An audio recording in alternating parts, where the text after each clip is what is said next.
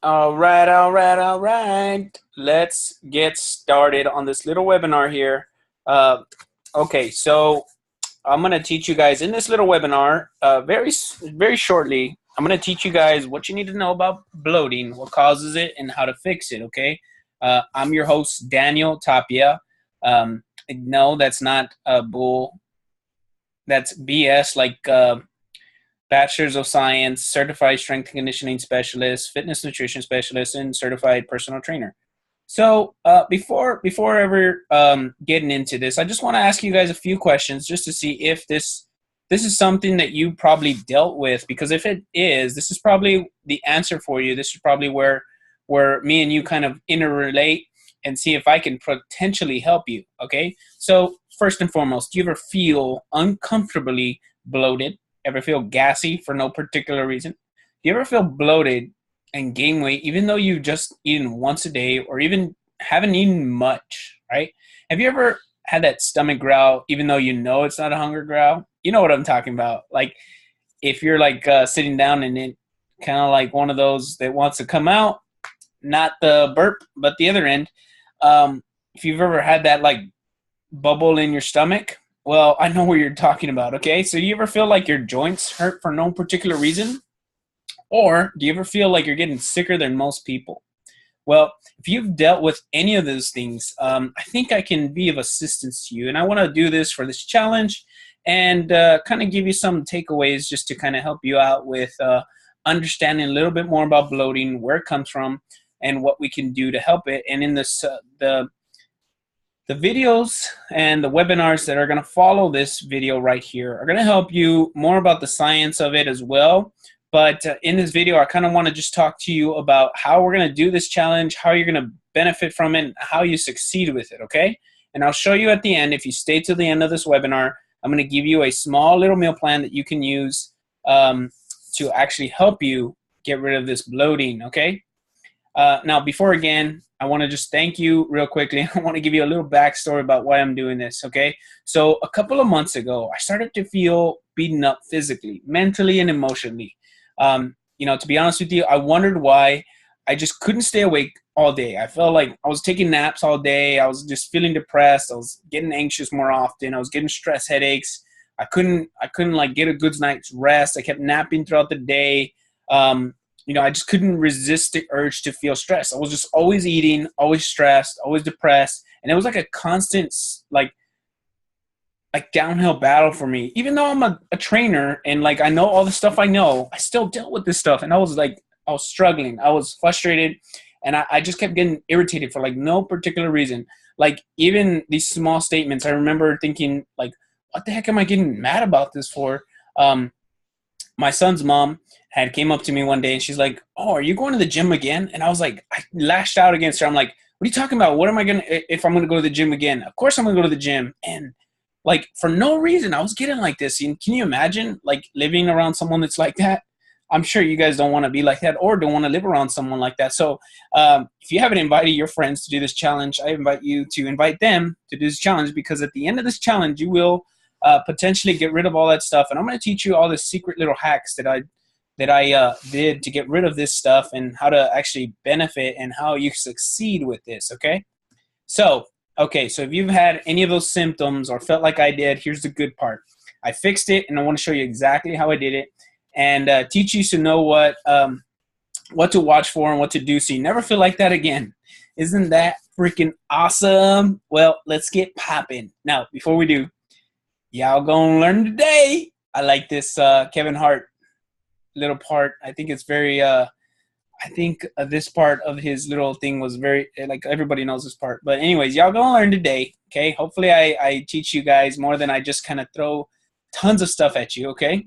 So some of the common reasons that you get bloated, and look how I put the little quotation. I put one wrong. So here's some reasons why you get bloated. One, menstrual cycles, right? Women will most likely go through this. This is something I can't get rid of.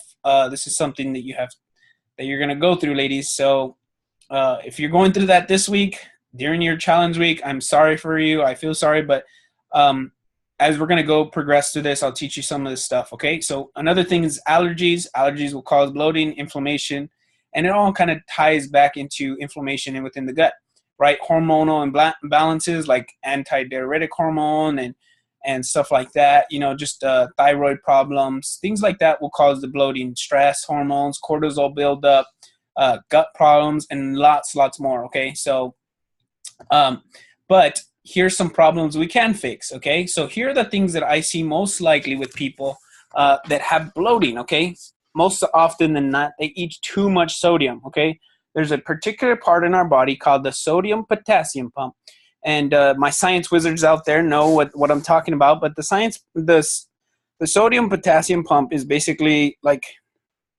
it's like what pumps sodium in and out of your body, and it regulates electrolytes and all that good stuff. So that's sodium and potassium. Whenever you get cramps, they're like, oh, give them some sodium or potassium, right? So that's what you see most times. Most often you'll see a whole bunch of sodium. The sodium causes the bloats and water retention.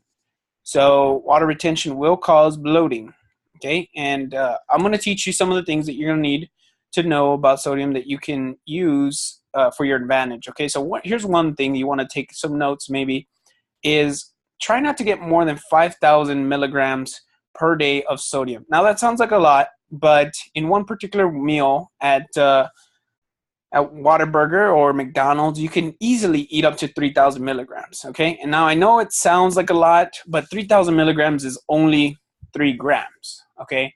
And it's very, very, very small. They just make it like big numbers so you get scared. Too much protein can and will get you bloated, okay? So I'm not going to tell you to eat tons and tons of protein because you will get bloated. You'll go to the restroom and you'll feel like you're not getting anything done. And for that particular reason, I'm not going to tell you guys at the end of this meal plan to eat tons and tons of protein, which I do like eating protein, but too much of it is a bad thing. Like too much of anything is a bad thing. So anyways, too much fiber, which in most cases I don't see too many people dealing with. And if you don't have a lot of fiber in your diet, I want to say, the chances of you getting colon cancer and those things, colorectal cancer, that's why a lot of men deal with that stuff, because they have a very low fiber diet. They don't clean out their stomach very often. Women don't deal with that because women are very cleanse savvy. They like to, keep themselves from getting like that. And they don't eat super, super high in protein, nor do they eat, they eat some greens more than men. So that's my take on it. But anyways, it's associated with low fiber contributes to colorectal cancer. So I always recommend people getting their fiber in there, cleaning their guts. But too much food altogether, let's say, for example, you're fasting or you're eating once a day and you're wondering why you're getting bloated. Well, that could be a particular reason. Because when it goes into your stomach, it takes a long time to digest all the food together. So that could be a common cause of bloating, okay? Too much food and dehydration, which I talked about earlier, is the antidiuretic hormone. So antidiuretic hormone basically means when you're dehydrated, there's a hormone in your body called antidiuretic hormone that retains water from going to the restroom. So you'll notice that's why your pee turns like yellow, is because that antidiuretic hormone comes out and it starts to take nutrients from your blood and starts to take nutrients from the water that you have in your body, and it takes it back in, okay? So dehydration. So I'm going to teach you guys, or rather I want you guys to at least get 1 gallon of water per day. Now, I understand that not everyone can get 1 gallon per day, but here's the thing. I don't want you to be drinking just cups, okay? If you need to, force yourself just for this week, at least for the 7 days, get yourself a gallon of water and just carry it with you, okay? Carry it with you, as douchey as it looks, as douchey as it sounds, as like funny as it sounds. Just carry it around with you just so you make sure that you get your gallon in. You're not saying, oh, well, you know what? I drank 6 glasses today. I'm good. No, drink the gallon. Get the gallon. Trust me. You'll thank me later when you don't have bloating, when you're feeling super, super lean in the mornings, when you're feeling like you lost tons of weight, which you will lose some weight after this. And too much dairy causes that. The calcium in the dairy causes like your body to retain some of that stuff within your stomach. So too much dairy can be a problem if not counteracted with fiber. Now, if you take too much fiber and too much dairy at the same time, you're going to have cramps. Okay, so those people, my ladies and gentlemen that have tried taking laxatives before and you took a little bit more because you had a hardcore weekend eating out, eating tamales or something for my Mexicans. You guys had a hardcore weekend eating out and you just want to cleanse yourself right away. So you took a laxative and then the next day you're waking up and you feel like you need to go to the hospital because your stomach is rolling around. Well, I know what you're talking about. Okay. So too much packaged foods. Now that goes again with the sodium, because the sodium is required. A lot of sodium is required to package foods. Okay. They found that out many years ago. When they started to put sodium in foods, the food started to retain itself longer. Okay, so they started to put sodium in foods so that it preserves itself. Okay, so too much packaged foods. All right, so now let's just go through this real quick, because I know a lot of you guys will probably ask this question or tell me this thing once upon a time in your life. I don't eat a lot, or I eat one time per day and I'm still feeling bloated, or I'm still feeling like I'm gaining weight. Why can't I lose weight? Here's the truth. I get it. I used to think like that, but one day I got this rude awakening when I woke up 30 pounds overweight, had man boobs, and I was starting to push a size 36-inch weights.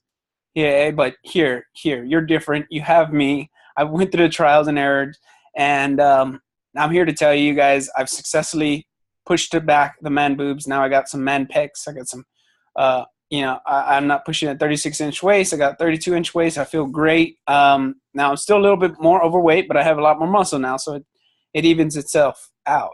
Okay, so in the next slides, I'm going to show you some examples of how much you should realistically expect when you're not eating much, right?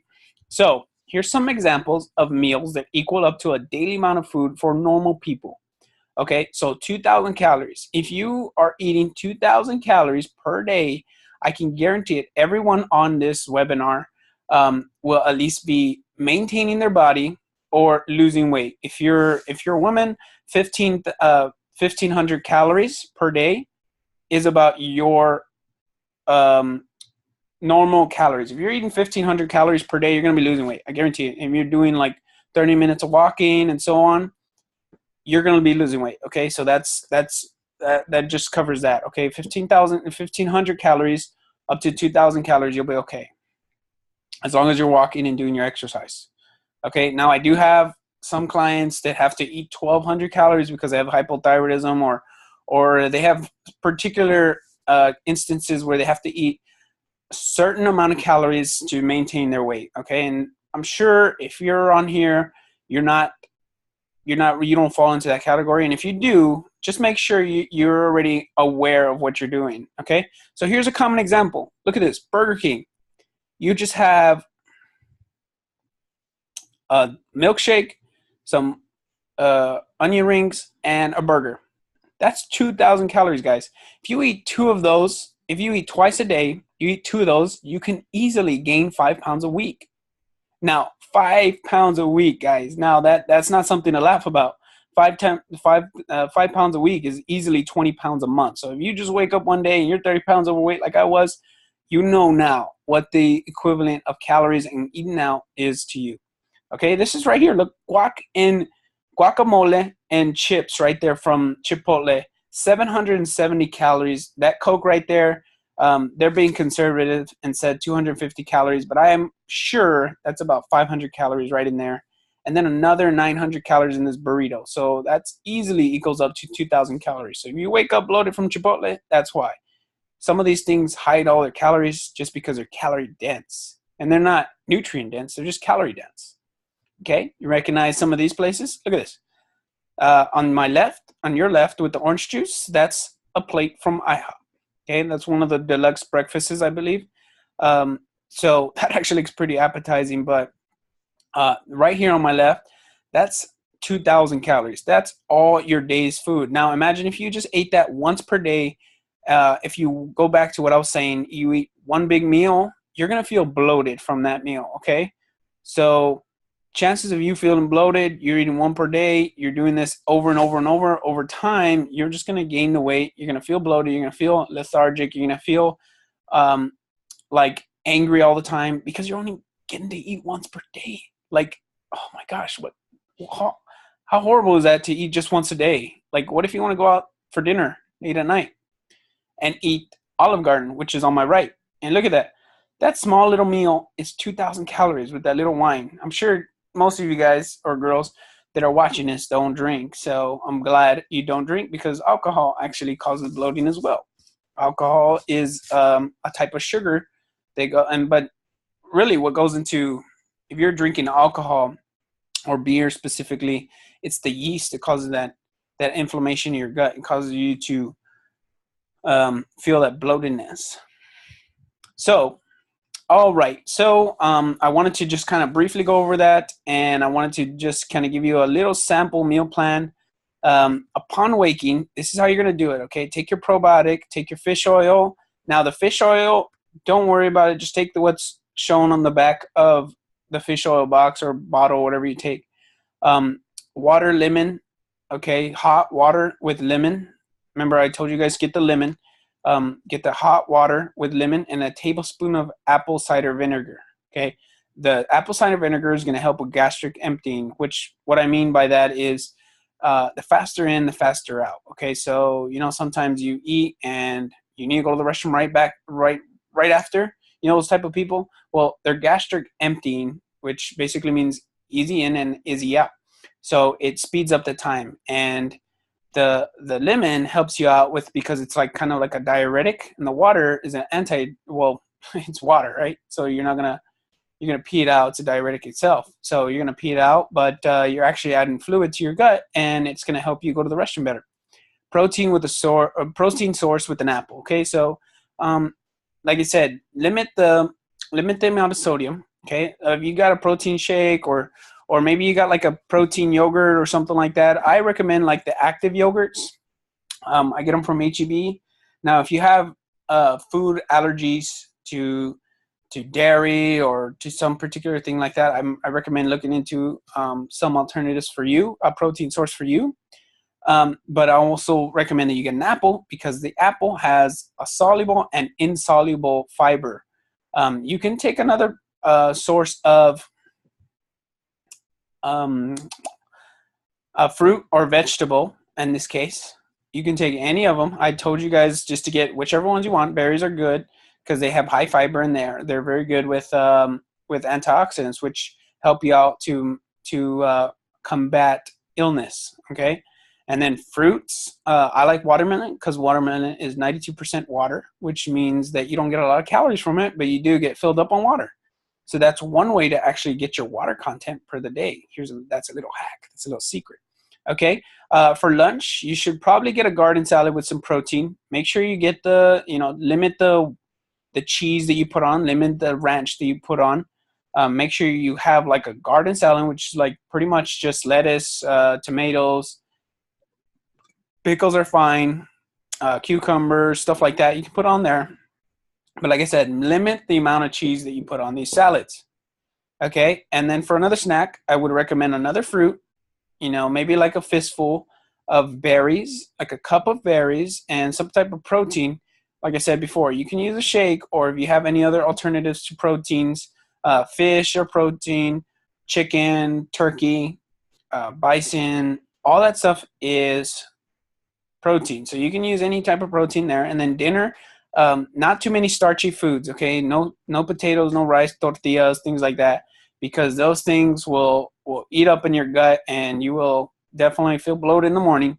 And now we're going to go from here. We're going to jump right into this because I want to get into it right away. Okay, we're going to get right into this because I don't want to waste too much of y'all's time. I want you guys to get in there and get going. Here's what you should get: the gallon of water a day, fruits, any berries. Grapefruit's really good for gastric emptying as well. I put here also servings per day. So if you eat a snack in the morning, snack after breakfast, and snack midday or after work, if you go 9 to 5, watermelon, same thing. Veggies, leafy greens, spinach, kale, asparagus, lettuce, all that stuff. Now here's a caveat to the broccoli that I might have put on there that's wrong. Sometimes broccoli can actually cause you to get more bloated, so I would just take with caution. If you feel bloated for the first couple of days with the broccoli in there, take it out, try it without. but I actually feel really good with broccoli, so we're good on my end. But no pun intended, I guess. But if you don't feel good with comfortable with broccoli, don't eat the broccoli. Just make sure you get greens. Okay, lettuce is green. There's cabbage. There's asparagus, kale, spinach, stuff like that. All that stuff is good for you. Helps you out with digestion. Helps you out with actually going to the restroom. Yogurt with live active probiotics in them. I use the active line from HEB. I like the lemon. We talked about the lemon water in the morning. Recommended supplements. Magnesium helps you out with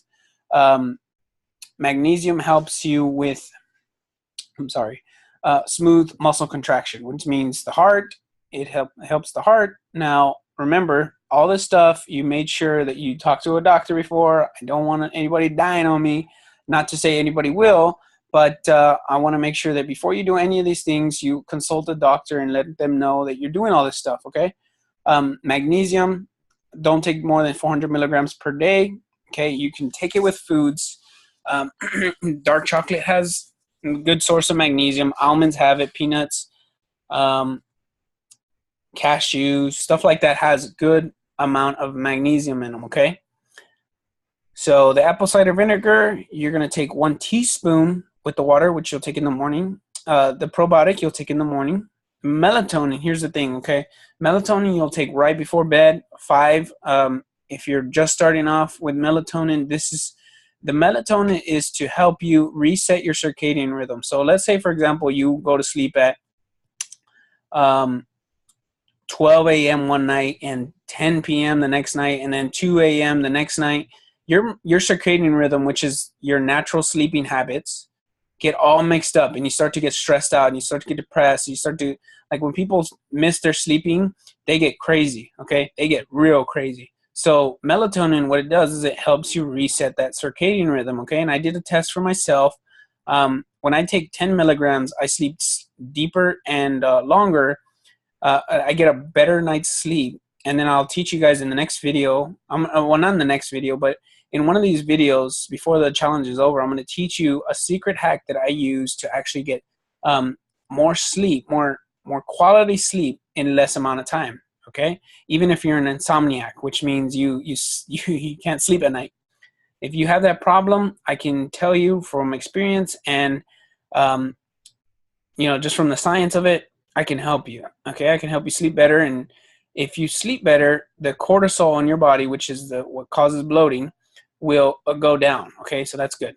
Spearmint is optional. You can actually put this oil in the morning with your drink, your morning drink. You can put some spearmint in there. Don't get this mixed up with peppermint or what is it? What's that other one? Shoot, I don't remember the other one, but spearmint's the one you want to use. Okay, so I think it's 0.1. Don't get me. Don't. I'll send out another email for this one to tell you exactly the spearmint because I don't know off the top of my head. But anyways, at any rate, if you don't have it, don't worry about it. It's not going to make that much of a difference. It just helps with IBS, which is irritable bowel syndrome. Okay, so what you want to avoid, we talked about that. Things that are fried, we talked about that. Too hardcore workouts, we'll talk about that another day. But my recommendation is to at least get 1 hour of walking or running or some type of exercise, 30 minutes to 1 hour. Everybody has 30 minutes to 1 hour. If you don't, make time because you're important, okay? This is time to make yourself important. Limit alcohol, okay? And here's what you're going to learn, okay? This is what you're going to learn. I hope you read through it. Now, now, if you need more assistance, remember, email me at support@tapiafitness.com, or you can send me a Facebook message to that link right there, okay? And remember, I just thought this up. I knew I had to help right away. I didn't want you guys to be dealing with this because I didn't want to deal with this. I'll make it better in the future, but I want everybody to go through it. I want everyone to benefit as fast as possible, as effective as possible. So that's why I'm doing it for free before I start charging for this thing, because I'm going to charge for it because it's such valuable content. It's amazing. So I have to charge for it. Okay. So anyways, with that being said, I'm going to jump off here. I'm going to let you get to it. And if you have any questions, remember to email me at support@tapiafitness.com or send me a Facebook message. Go to this PDF and then click on this thing and it'll take you to the Facebook message to message me. Okay. All right. Well, I'll talk to you guys later.